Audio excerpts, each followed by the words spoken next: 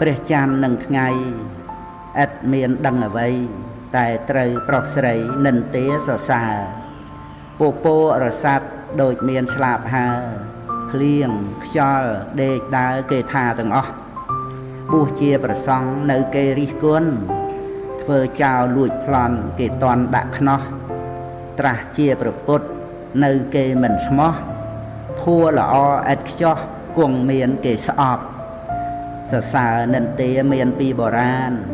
កាន់យកមិនបានតាមពាក្យតោះកប់បើកូនតាមប្រាជ្ញកូននឹងមានផប់ត្រូវមួយខុស10កុំយកខាងច្រើនកូនស្រីម៉ែត្រូវធ្វើថ្ងៃនេះឲ្យល្អបំផុតកូនស្រីម៉ែនឹកគិតដល់រឿងអនាគតរឿងរៀបការមានគ្រួសាររឿងឋានៈក្នុងការរស់នៅរឿងទាំងអស់នេះសុទ្ធតែជារឿងដែលនៅឆ្ងាយកូនស្រីគួរបញ្ឈប់ការគិតខ្វល់ខ្វាយក្នុងរឿងនេះព្រោះគិតទៅគឺឥតប្រយោជន៍ដែរកូនស្រីម៉ែគិតតែខំរៀនសិនទៅដោយដែលម៉ែធ្លាប់បានប្រាប់ដល់កូនហើយថាធ្វើថ្ងៃនេះឲ្យល្អជាទីបំផុតទៅអនាគតវានឹងរៀបចំដោយខ្លួនឯងថ្ងៃនេះម៉ែនឹងអធិប្បាយនៅសេចក្តីនេះចូលកូនយកចិត្តទុកដាក់ស្ដាប់ឲ្យល្អចុះសេចក្តីសម្រេចនៃការសាងឋានៈក្នុងអនាគតនោះវាស្ថិតនៅត្រង់ការសាងថ្ងៃនេះឯងក្នុងមួយថ្ងៃកូនត្រូវសាងឲ្យល្អតាមកម្លាំងដែលកូនអាចឬតាមសមត្ថភាពដែលកូនមានមនុស្សដែលរមែងផ្សេងគ្នាមកអំពីកំណើតគឺម្នាក់រៀងខ្លួនហើយមានអង្គប្រកបច្រើនយ៉ាងទៀតដែលធ្វើឲ្យឋានៈនៃការរស់នៅរបស់មនុស្សផ្សេងអំពីគ្នាកាន់តែច្រើនឡើងដែលសំខាន់គឺអង្គប្រកបផ្ទាល់ខ្លួនឯងនិងអង្គប្រកបផ្នែកខាងសង្គមអង្គប្រកបផ្ទាល់ខ្លួនឯងបានដល់ឱកាសស្ថានទីអ្នកណែនាំការប្រព្រឹត្តដល់ខ្លួននិងបុណ្យបាបដែលខ្លួនបានធ្វើមកមិនស្មើគ្នាជាដើមអង្គប្រកបផ្នែកខាងសង្គមបានដល់សភាពនៃសង្គមដែលខ្លួនត្រូវបានទទួលការគ្រប់គ្រងការជួយសង្គ្រោះអំពីសង្គមនិងដំណើរប្រព្រឹត្តទៅនៃការប្រកបអាជីពក្នុងសង្គមជាដើម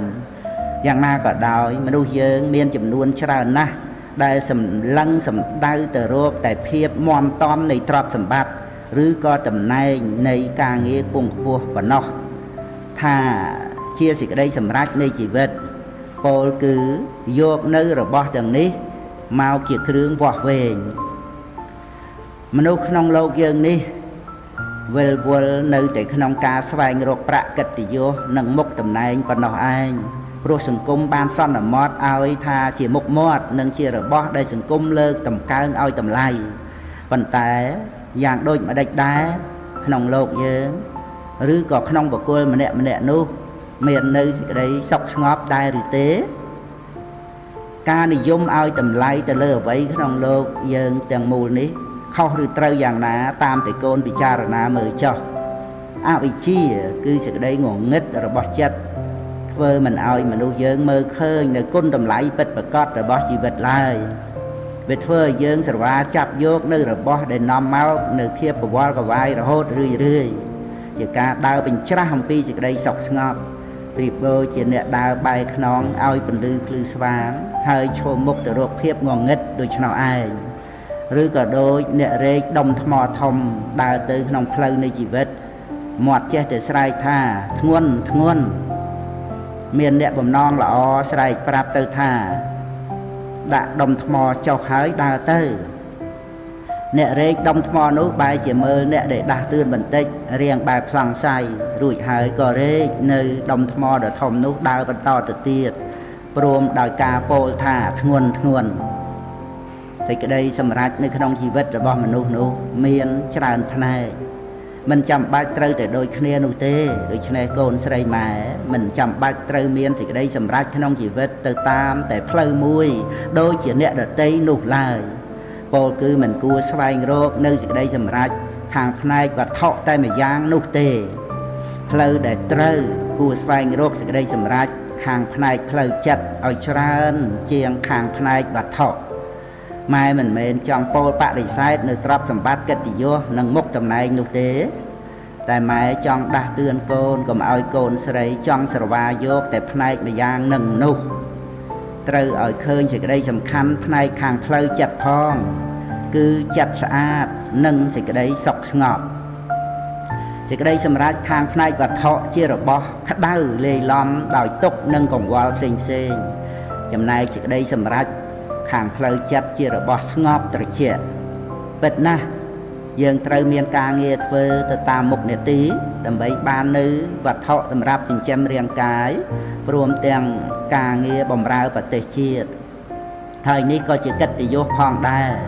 ប៉ុន្តែយើងមិនត្រូវភ្លេចស្វែងរកនិងសន្សំនៅគ្រឿងសម្រាប់ចិញ្ចឹមដួងចិត្តរបស់យើងផងឡើយពោលគឺគុណធម៌ដែលជាសេចក្តីល្អផ្សេងមនុស្សស្រីយើងដោយច្រើនចូលចិត្តប្រើពេលវេលាឲ្យអស់ទៅដោយការតែងកាយស្វែងរកសម្ពុតអាវតាមបែបផ្សេងមកស្លៀកពាក់បង្អួតគ្នានិងប្រឡងគ្នាថាតើអ្នកណាតែងបានស្អាតជាងអ្នកណាអ្នកដទៃយ៉ាងម៉េចក៏ដោយចុះប៉ុន្តែកូនស្រីម៉ែគួរតែប្រើពេលវេលាក្នុងការតែងចិត្តឲ្យបានល្អស្អាតស្វែងរកវិជ្ជានិងអប់រំសន្សំគុណធម៌ឲ្យជាគ្រឿងប្រដាប់ចិត្តរាងកាយនេះឯងទោះជាតុបតែងទៅយ៉ាងណាក៏វានៅតែមានគ្រឿងបរិគោលស្មោកគ្រោកនិងមានក្លិនស្អុយដដែលជារៀងរាល់ថ្ងៃអភិរណៈសម្ពុតអាវស្រស់ស្អាតមានតម្លៃប៉ុណ្ណាក៏ដោយលុះដល់យកមកស្លៀកដណ្ដប់ហើយក៏คล้ายទៅជាស្មោកគ្រោកមានក្លិនស្អុយទៅផងដែរជាការបញ្ជាក់យ៉ាងច្បាស់ថាមិនមានឧបាយយកឈ្នះគ្រឿងបរិគោលរបស់រូបកាយបានឡើយចំណែកដួងវិញ្ញាណឬដួងចិត្តវិញនោះកាលដែលជំរះបានស្អាតម្ដងហើយក៏ជាការបានសម្រេចនៅភារកិច្ចដោយពិតរឹងរឹតតែស្អាតឡើងរឹងរឹតតែភ្លឺស្វាងរឹងរឹតតែភ្លឺស្វាងក៏រឹងរឹតតែបានស្ងប់បាននៅសេចក្តីស្ងប់ប៉ុណ្ណាក៏ជាការបានជួបនៅភាពជាសុខនិងគុណតម្លៃរបស់ជីវិតតាមសេចក្តីពិតប៉ុណ្ណោះដែរក្នុងផ្លូវលោកបានអប់រំមនុស្សតែអំពីសិល្បៈនៃការស្វែងរកប្រកួតប្រជែងគ្នាថាតើនរណារកបានច្រើនជាងនរណាមិនបានអប់រំឲ្យរំលត់នៅសេចក្តីប្រាថ្នាក្នុងរបស់ដែលមិនចាំបាច់នោះខ្លះឡើយកាលបើដូច្នេះហើយតើបណ្ណាទៅជាការគ្រប់គ្រាន់តើពេលណាទៅបានរួចផុតអំពីភាពអន្ទះសារប្រាថ្នាចង់បានដែលវាមិនមានព្រំដែនកំណត់នោះតាមការពិតរបស់ដែលចាំបាច់ដល់ជីវិតពិតនោះមិនមែនច្រើនប្រមាណឡើយប៉ុន្តែការប្រកួតប្រជែងគ្នាក្នុងពួកមនុស្សយើងវាជារឿងមួយដោយឡែកប្រៀបបីដូចជាយកប្រេងមកចាក់ស្រោចលើអណ្ដាតភ្លើងអញ្ចឹងឯងភ្លើងនៃសេចក្តីប្រាថ្នាកាលបើត្រូវបន្ថែមគ្រឿងសម្រាប់ឲ្យឆេះហើយក៏រមែងឆេះសន្ធោសន្ធៅរហូតដល់ថ្នាក់លែងពន្លត់កើតប្រហែលដូច្នេះហើយទៅមនុស្សយើងមានកម្ដៅក្តៅអន្ទះអន្ទែងដែលគួរឲ្យនឹកបារម្ភដល់សេចក្តីអន្តរាយផ្សេងបើយើងកំណត់សេចក្តីត្រូវការរបស់យើងឲ្យនៅក្នុងព្រំដែនល្មមប្រមាណម៉ោងពេលនៃការស្វែងរកក៏នឹងកាត់បន្ថយបានពេលដែលនៅសល់ក៏នឹងត្រូវបានមកជាពេលនៃសេចក្តីសុខស្ងប់ពោលគឺស្ងប់នៅតណ្ហានឹងឯងនោះយើងដែលស្វែងរកទ្រព្យសម្បត្តិទុកសន្ធឹកសន្ធាប់លើសលប់អំពីការចាំបាច់នោះតើយកធ្វើអ្វីបានខ្លះជីវិតរបស់យើងខ្លីណាស់មួយថ្ងៃអស់ទៅជារឿយរស់នៅមិនបានប្រមាណផងក៏ចាស់ហើយក៏ត្រៀមខ្លួនចាំស្លាប់ការសន្សំទ្រព្យទុកច្រើនលើសអំពីចាំបាច់ធ្វើឲ្យខូចពេលវេលាទៅទទេមនុស្សខ្លះមានតែវិជ្ជពាយកបាបកម្មដ៏ច្រើនទៅជាមួយផងចំណែកទ្រព្យសម្បត្តិត្រូវបានចាក់ចោលទុកឲ្យនៅក្នុងโลกនេះឯងកូនស្រីធ្លាប់បានអានប្រវត្តិសាស្ត្រក្នុងโลกក៏គង់បានដឹងហើយថាតើទ្រព្យសម្បត្តិនិងផែនដីនេះអ្នកណាយកទៅបានខ្លះដូចជាអ្នកដែលបានច្បាំងឈ្នះហើយគ្រប់គ្រងបានច្រើននគរនោះបើមានអ្នកណាគេលើកយកនៅផ្លូវថ្នល់ទាំងអស់មកឲ្យកូនក៏គង់តែប្រើថ្នល់នោះបានមិនច្រើនជាងដែលកូនប្រើសពថ្ងៃនេះឡើយប៉ុន្តែសេចក្តីធ្ងន់និងស្រាលក្នុងចិត្ត វារមែងខុសគ្នាច្រើនពេលនេះការប្រើប្រាស់ផ្លូវថ្នល់ដោយការធូរស្រាលក្នុងចិត្តគឺគ្រាន់តែអាស្រ័យការប្រើប្រាស់ដោយមិនបានប្រកាន់ថាជារបស់កូនម្នាក់ឯងឡើយប៉ុន្តែបើកូនជាម្ចាស់តែម្នាក់ឯងវិញនោះភារកិច្ចផ្សេងដែលតាក់ទងនឹងផ្លូវថ្នល់ទាំងអស់ក៏មកជាមួយនឹងផ្លូវថ្នល់នោះផងដែរចូលកូនបានដឹងចុះថា